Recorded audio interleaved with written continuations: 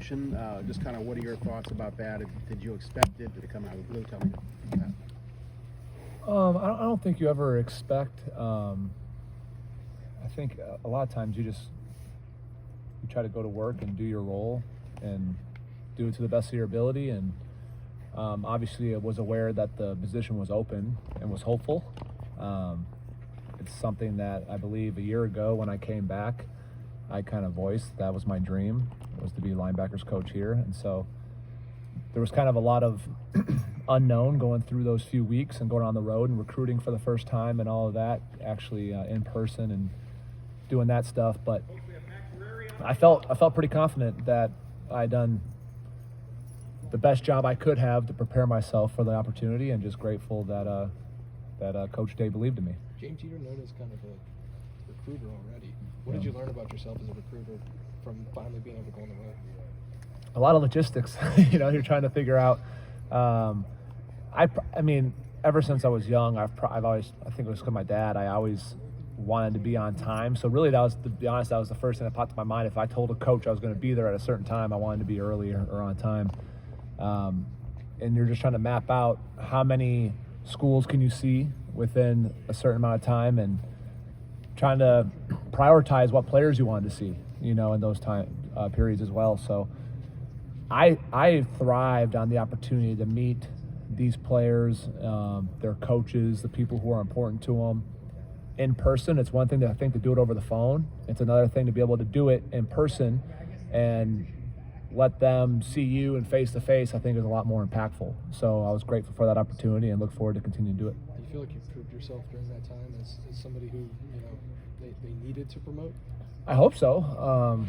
I mean, Coach Day was with me day one when we went down through Florida, so quite honestly, I viewed it as a job interview when I was there with him.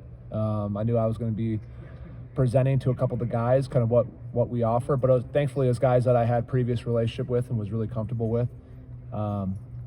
And so I felt like it was I treated it like a job opportunity, something that I'd never done before. And Coach Day is always very aware, of everything going on in the program. So yeah, I took it that way, and I'm thankful I did. What do you think will be different, if anything?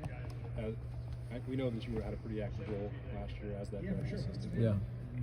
Do you anticipate the responsibilities being any different? What do you think this year looks like for you now? I don't think a lot is different. I certainly felt like the linebacker coach last year.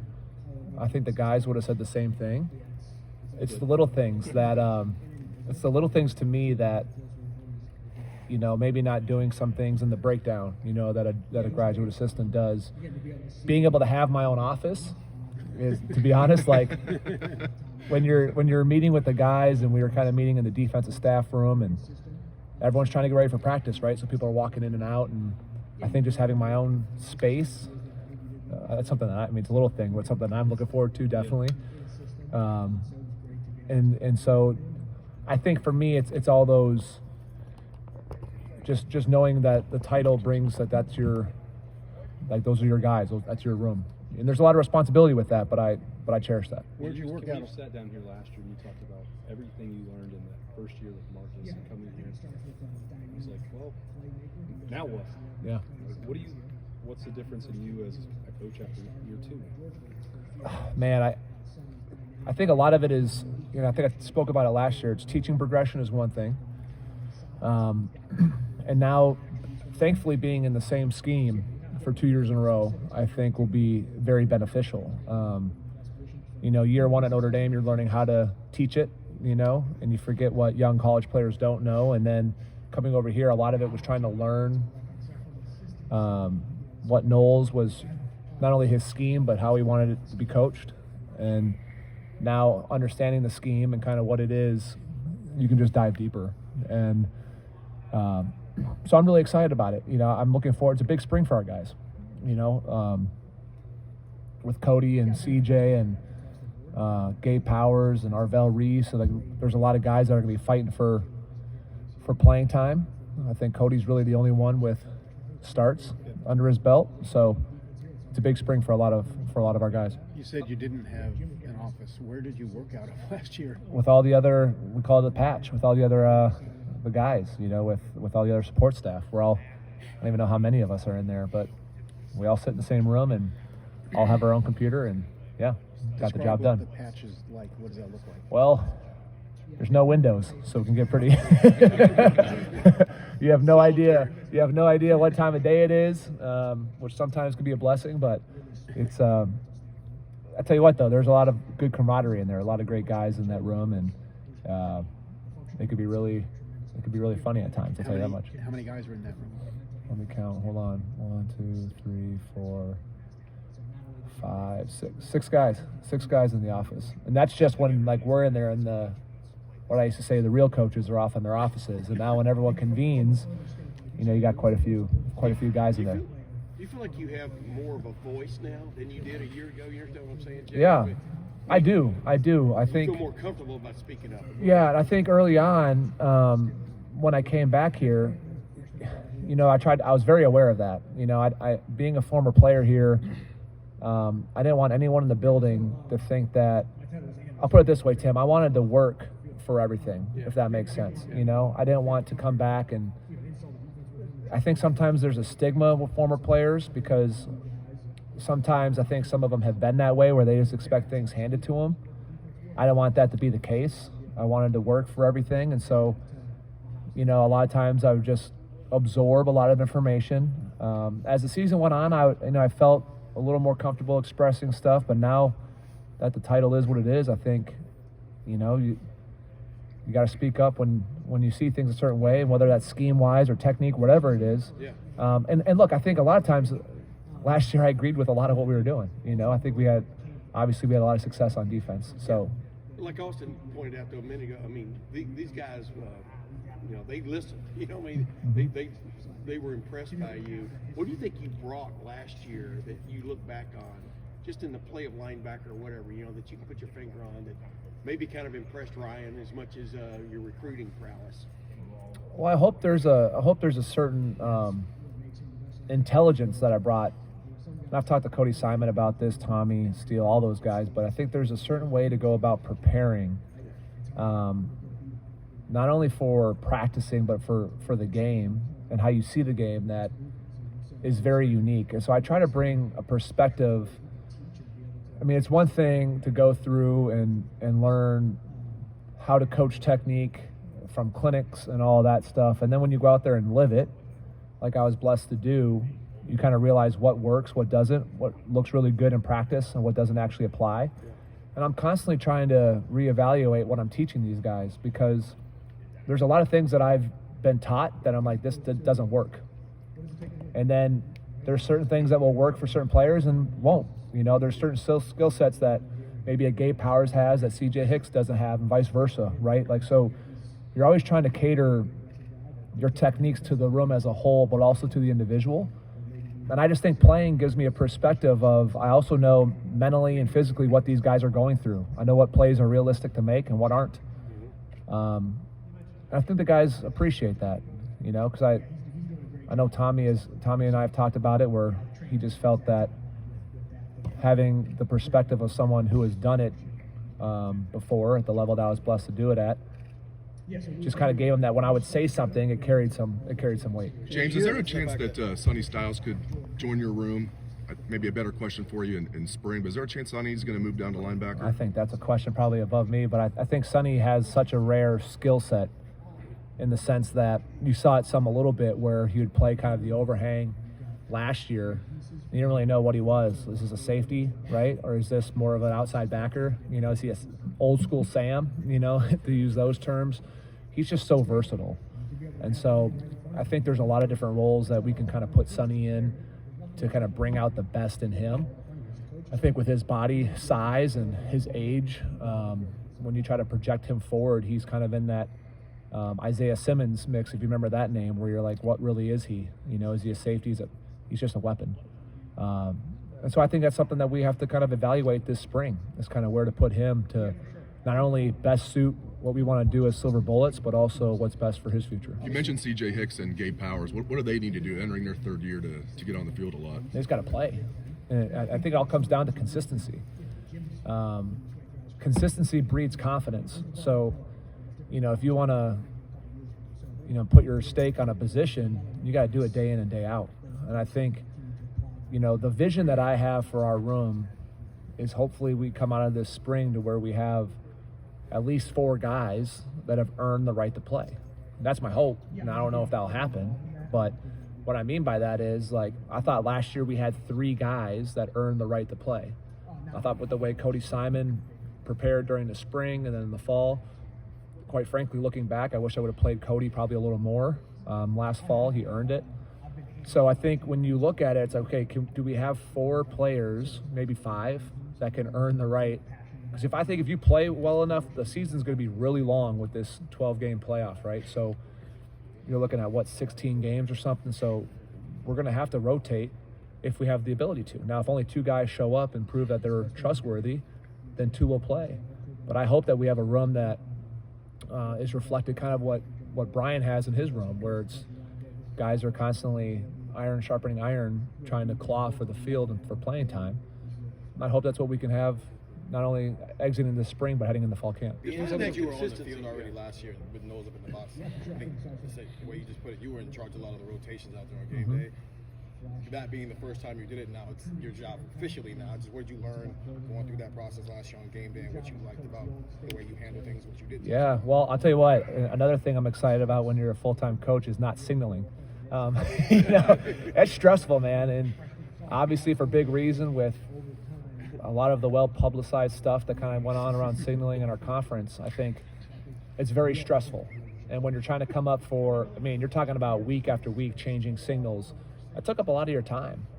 You became an expert in sign language sometimes with some of these calls. And I think not having to do that in a serious point of view is the fact that, like, when I'm signaling, I'm sitting there waiting for what Jim's going to call next, where I didn't have time to digest what happened on that play, right? You kind of had to separate coaching and signaling, where I think now just being able to coach, I'll have a lot better pulse on, okay, what are the plays that are actually happening? Because that's a lot to handle when it's going on, and you had to have 3, sometimes we had 5 signalers up and trying to confuse people on who's active, who's not.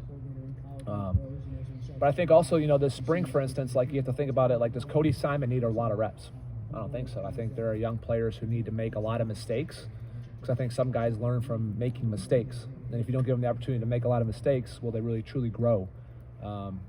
And so I think, this spring I got to be even more intentional on rotations, even within practice. Are you a favor of helmet Are you a communications? fan of the helmet speakers?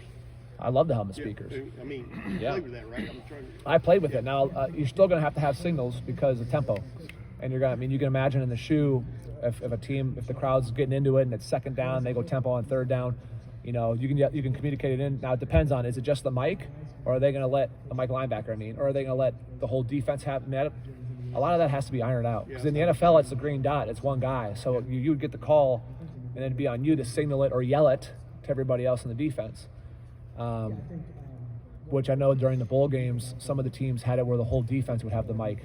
That would be a dream. But just because, it would prevent, obviously, a lot of the sign stealing and stuff that happens. James, you were really diplomatic in your answer about Sonny. I appreciate that. But are you lobbying for him to move to your room? And then also, is that I think every coach in our defensive staff would lobby for Sonny to come to their room. I think he just has that.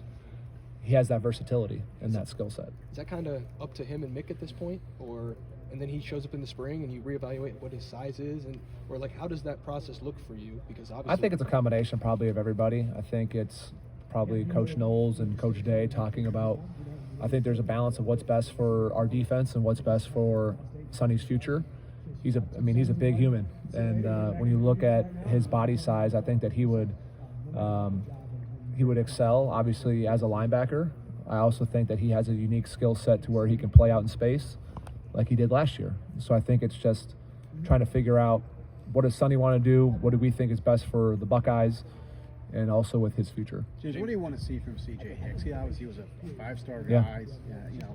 Had veterans in front of him, but looking to get on the field. What do you need to see from him?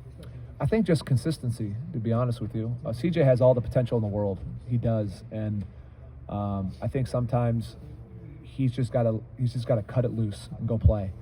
And I think honestly, I expect a big spring from CJ. I think with the way he has attacked this off-season workouts, the way he's carried himself, I expect him to take a jump. And look, for some guys, it's easy to come in right away and just go and play, and for some, it takes a little bit more development.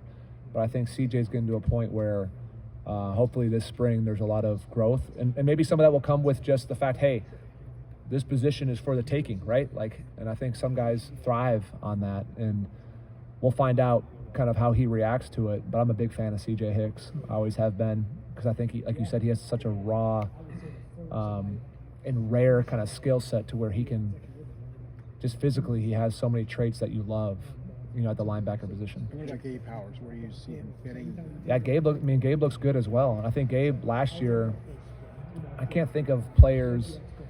Cody Simon's definitely one, but Gabe Powers got significantly better from last spring all the way through the fall and into the winter. You know what I mean? So as the season went on, you would notice him kind of making plays in practice routinely to where you're like, okay, I think the light bulb is coming on for Gabe.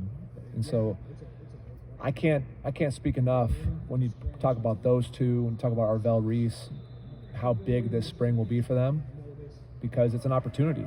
It's an opportunity to see who's going to be in there alongside Cody Simon. And like I said earlier, whether that's just one guy and it's two players playing, which I hope it's not, because my hope is we're able to keep people fresh for this long haul of a season. James, what's something you picked up from Coach Knowles? Remember I asked you a while ago what you kind of brought to the table?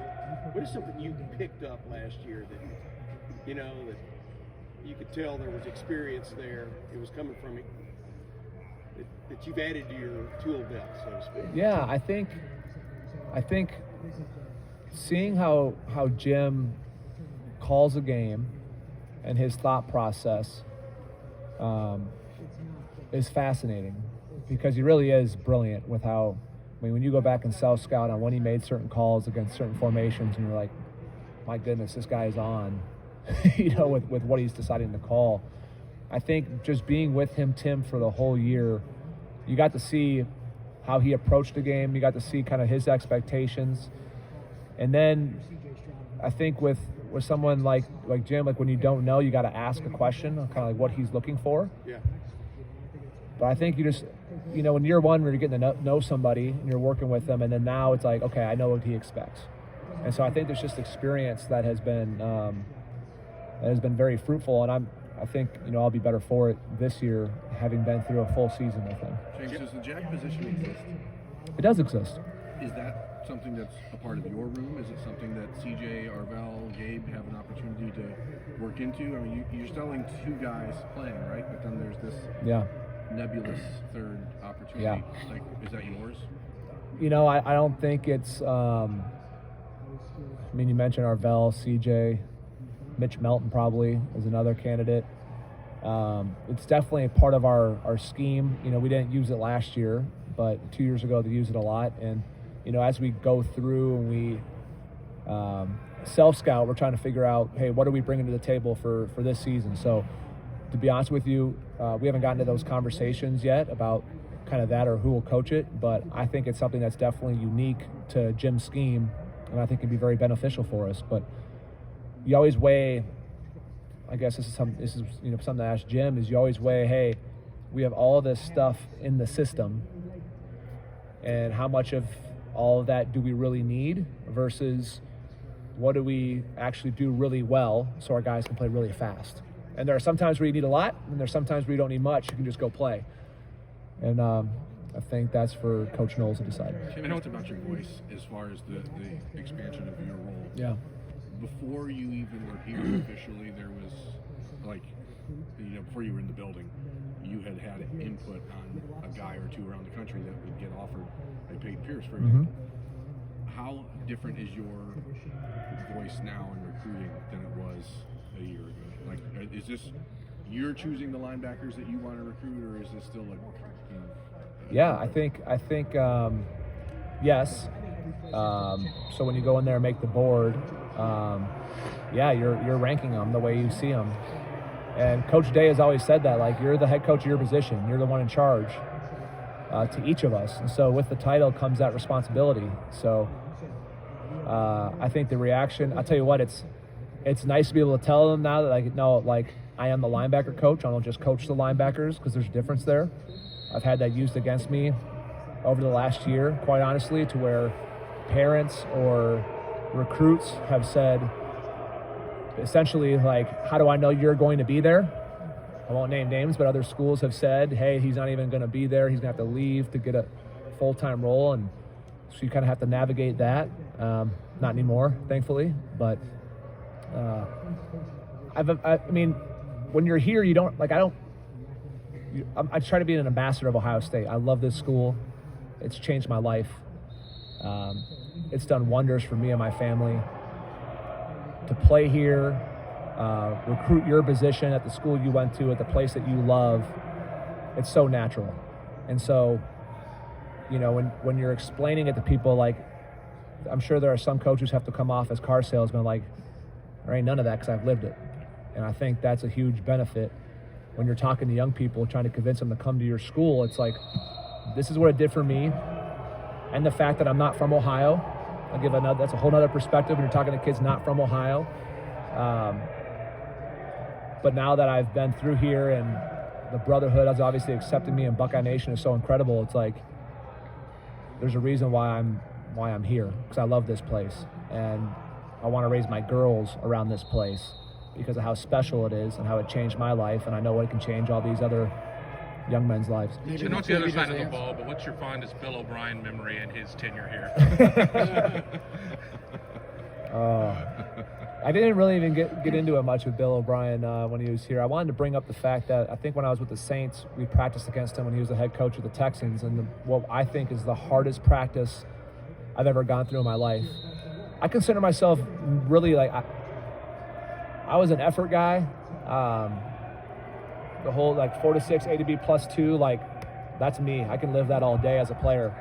But that practice in Houston, when I was with the Saints, when we were, I mean, that was, gosh, I think Johnny Simon was there, Braxton was there, Mike Thomas was a rookie. We had some Buckeyes all over the field. But that was the first time in a practice of my career where I thought about, like, I'm not sure I'm going to make it. The humidity in Houston that day, I wanted to bring that up because I think that was a beast. That right there was a beast.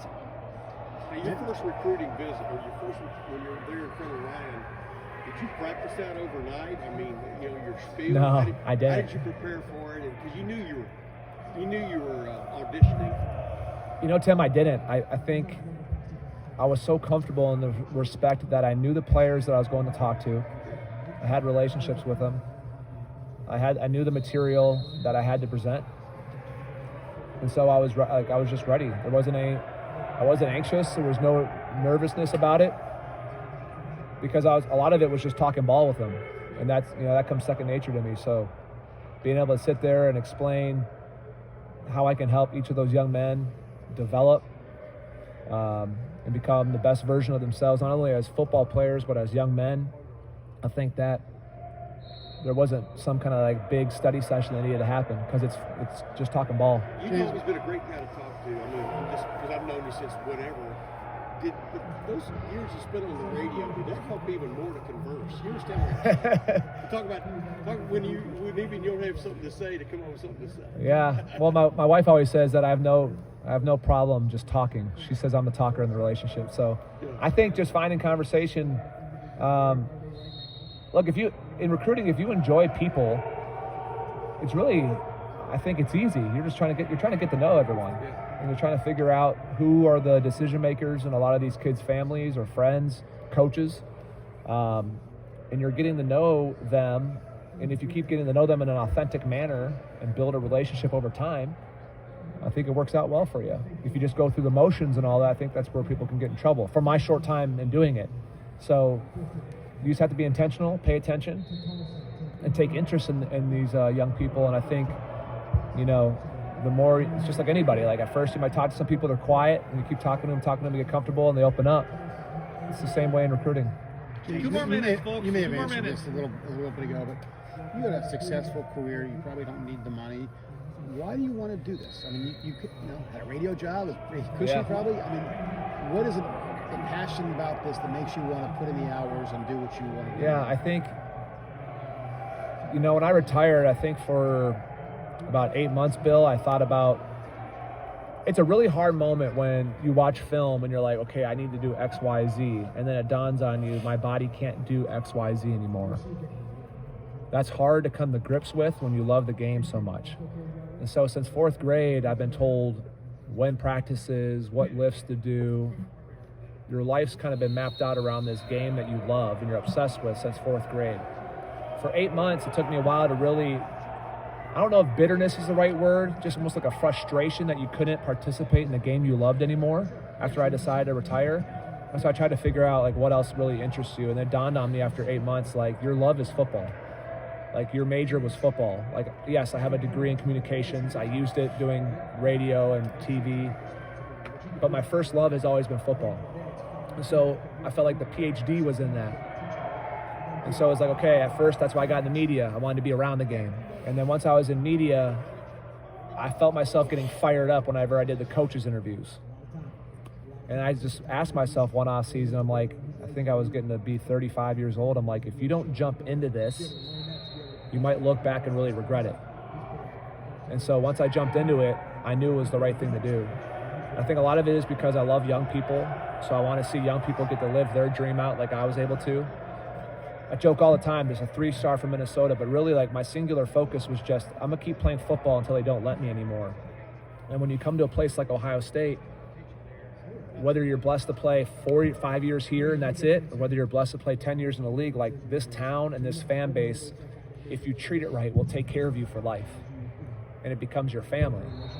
And so I think as I dealt kind of in media and then I jumped into coaching, it was like, this is obvious. This is obvious. You love the game of football. You love young people.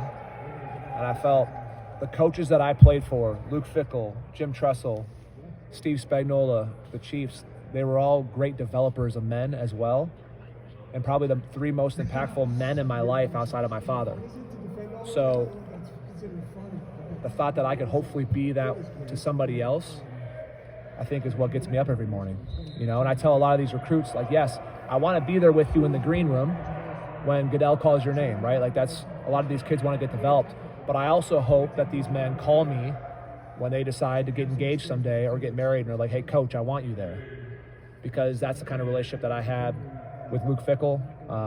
That's the kind of relationship I had with Spags, is that it was more than just ball. And so I think that's why I wake up and I attack it every day. You talk about working with young people, and you talk about working with young people. So does that mean you're a college coach, or is a coach and the NFL could be in your future? I mean, I'm just glad. I don't think I've taken it. I'm still riding the high of being a linebacker coach at Ohio State. So, you know, I think for me, it's how do I develop. My focus right now, to be honest, is how am I going to develop multiple guys through this spring to where we're comfortable as a defensive staff playing 4 or 5 guys at linebacker. You know, I don't think about all that.